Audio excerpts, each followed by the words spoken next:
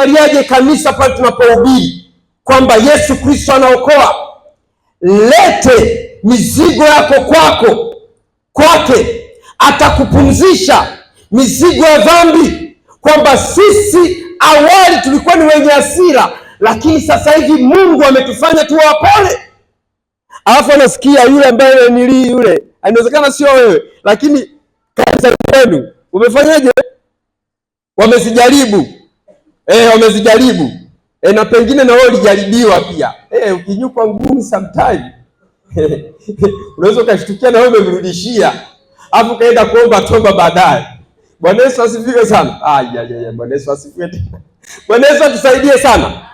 Ni kitu ambacho tunatakiwa tufanyeje? Tukifahamu kwamba kanisa linatakiwa litazamwe kwa mtazamo fulani. Watu wanapoona kuna mashida kwenye dhehebu zao, kuna mashida kwenye nanili zao, tunapomwambia njoo kwa Yesu Kristo, wanamuona Yesu Kristo kupitia maisha yetu. Amina. Petro anaandika hapa kwamba rafiki zangu na wasii muwe kama wapitaji duniani, muwe kama wapitaji ulimwenguni. Nataka tuanze kuzungumza hizi pointi zilizopo, japokuwa hii pointi muwe kama wapitaji wa duniani ni kama imebeba pointi zote ambazo Petro anazielezea, kwamba msiwe na tamaa, kwamba mgeni katika dunia hii, si ndio, hatakiwi kuyumbishwa na mambo ya wapi, ya duniani, kwa sababu yeye anafanyeje? Anapita. Lakini nataka nizungumzie hii pointi iwe ya kwanza katika mambo ambayo tunaweza tukayaona hapo, katika mambo ambayo tunayaona hapo, kwamba kuishi kama mgeni au mpitaji. Anataka kutufundisha nini? Au Roho Mtakatifu anatufundisha nini?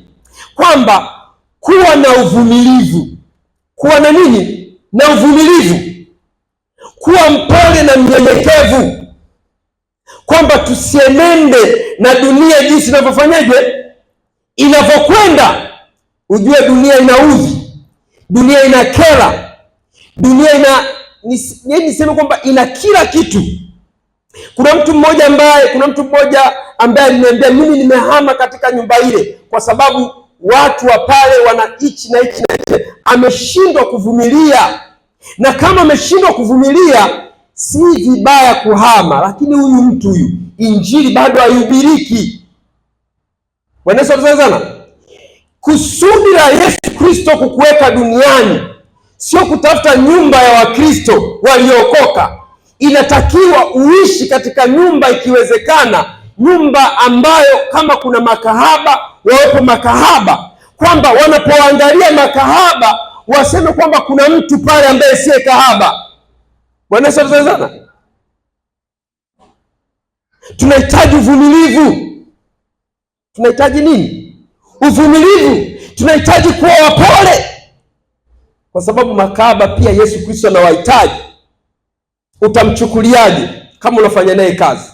Kuna watu wamekosana na watu kwa sababu wanafanya kazi na makahaba. Wewe bwana umezidi, wewe umefanyaje? No. Hiyo si ya kwetu. Sisi tunatakiwa tuoneshe upendo, tuoneshe upole. Yesu Kristo anasema kwamba alikuja kwa ajili ya nini? Ya wenye dhambi. Kwa hiyo ametutuma twende katikati ya wenye dhambi, ametutuma twende katikati ya wakorofi, ili tuwe wapole na wenye busara kama nani? Kama nyoka, si ndio? Kama nyoka. Hii nyoka Comoros, sisi unawaambiaje? Unajua Comoros hakuna nyoka. Hawajui nyoka.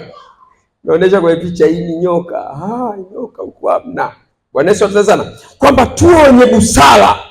Kwa hiyo ina maana kwamba tunapojua kama sisi ni wapitaji, tunatakiwa tujue kwamba ulimwengu sio wa kwetu.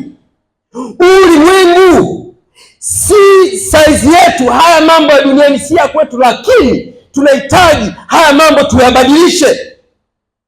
Bwana Yesu asifiwe sana. Kuna mama mmoja ni fundi cherehani.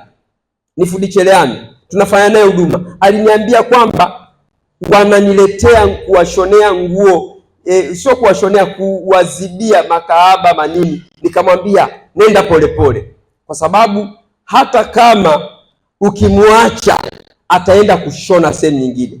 Nikasema mbaya ni kama unamsababisha mtu kutenda dhambi. Huyu ni mtenda dhambi, huyu ni nini? Ni mtenda dhambi. Nikasema kwamba kupitia hiyo iwe fursa, amenipigia miezi mitatu, miezi minne, anasema kwamba wale wadada wamebadilika na biashara waliyofanya wameibadilisha, kwa sababu alikuwa amefungua mlango wa kuwa nao karibu. Alikuwa mpole, kwa sababu kuna mtu mmoja alisema kwamba mtenda dhambi hatendi dhambi, anayetenda dhambi ni mtakatifu. Huyu tayari ni mtenda dhambi. Huyu tayari nani? Ni mtenda dhambi. Ndio sifa Mungu.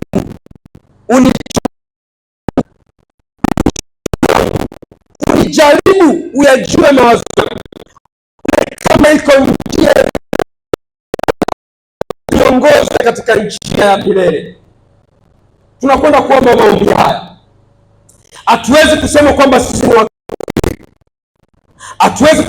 sisi ni watakatifu, lakini tunataka tumwachie Mungu achunguze ndani yetu. Mwachie Mungu achunguze ndani yetu, achunguze mawazo yetu. Mawazo yetu yanawaza nini? Je, yanamtukuza Mungu kupitia mawazo yetu au yanatukuza miungu?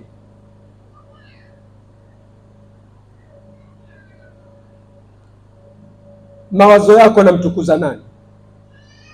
Mawazo yako yanamtukuza nani? Mwambie Mungu achunguze moyo wako. Biblia inasema kwamba linda sana moyo kuliko nini? Maana huko ndiko zinakotoka chemchemi za uzima. Moyo wako umebeba nini? Inawezekana umebeba uchungu, inawezekana umebeba visasi, inawezekana kuna mtu amekujeruhi. Mwambie Mungu achunguze, kwa sababu tumeumbwa na moyo wa msamaha. Kama msamaha hufanyi kazi, ina maana kwamba ni lazima tupige miungu inayotengeneza uchungu ndani yetu, ili Mungu atukuzwe kupitia sisi. Ni wakati wa kumtukuza Mungu kijiji. Ni wakati wa kumtukuza Mungu kijiji. Tunataka tumuone Mungu kupitia matendo ya watu, ili watu wamtukuze Mungu wa mbinguni. Wakina Joe wanaposimama kuhubiri Injili, watu waseme hakika hawa ni watu ambao wanamjua Mungu, kwa sababu miungu imefanyiwa hukumu ndani yetu. Lazima Mungu apige mapigo juu ya miungu. Ikiwa kazi na kulemea, na yenyewe tunapiga. Sijui unanielewa kwamba lazima kazi yetu mtukuze Mungu, inapigwa na hiyo kwamba wewe kazi, sitaki nikufanya wewe ni Mungu. Mimi siishi kwa sababu ya kazi, ninaishi kwa sababu ya Mungu, kwa sababu Mungu ndiye amenipa kazi. Kwa hiyo kama kuna namna ambavyo dunia au mwili wangu nataka kunionyesha kwamba ninaishi kwa sababu ya kazi, ni lazima tupige, kwa sababu kazi inataka kugeuka kuwa Mungu, lazima ipigwe. Tunataka watu ambao katika nyakati zote. Ni wakati naenda kwa Mozi, nimemwacha mke wangu huko katika hali ya mwisho kabisa. Katika hali ya nini? Ya mwisho, miezi 8. Watu wananiuliza, wewe unamwachaje mke wako? Nikasema mimi ninakwenda kumtumikia Mungu atakayemfanya huyu kuzaa salama. Mimi ninakwenda kumtumikia Mungu atakayemfanya mtoto huyu kuweza kudumu, atakayemfanya mtoto huyu kuwa na tabia njema. Ndio maana ninakwenda huko. Mahali ambako nilikuwa nazima simu, nilikuwa nazima simu. Siwazi. Mawazo yangu nilikataza kufikiria nyumbani. Mawazo yangu nilitakiwa kufikiria Mungu anafanyaje juu ya Komoro. Tunataka Mungu atukuzwe kupitia mawazo yetu, kwamba katikati ya ibada unapata taarifa mbaya, moyo wako unaendelea kumtukuza Mungu, kwa sababu hatuwezi kuiabudu miungu mingine. Siri ya kutoka, mpendo katika Bwana, ni lazima Mungu atukuzwe kwenye maisha yako.